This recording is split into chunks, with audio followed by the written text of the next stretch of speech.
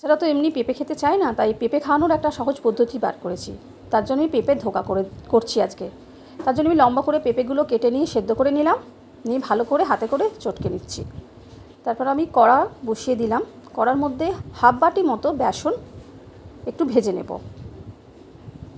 তারপরে কড়াইয়ে অল্প একটু তেল দিচ্ছি, সর্ষের তেল দিয়ে দেব, দিয়ে দিচ্ছি জিরে আর কাঁচা লঙ্কা ফোড়ন।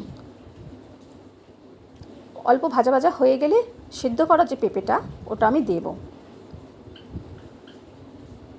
অল্প একটু আদা বাটা দিচ্ছি আর বেসনটা দিয়ে দিচ্ছি, স্বাদ মতো নুন আর অল্প চিনি দিয়ে দিচ্ছি, কাশ্মীরি রেড চিলি পাউডার। একসাথে ভালো করে একটা পুর করে নেব। এবার আমি ধোকার আকারে এগুলো কেটে নেব চৌকো চৌকো করে।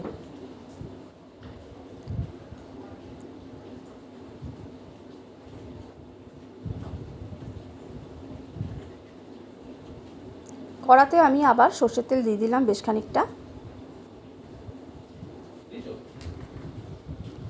কেটে রাখা যে ধোকাগুলো সেইগুলো আমি আবার ভেজে নেব। এবারে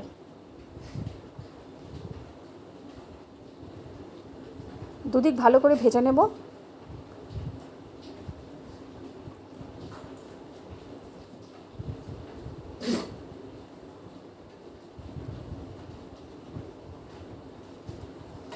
ভেজে নিয়ে সব কটা একসাথে তুলে নিলাম, দিয়ে কড়াই আবার আমি সরষের তেল দিলাম।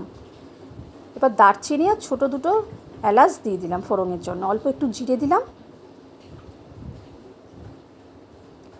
দিয়ে দিচ্ছি আদা বাটা আর টমেটো কুচি।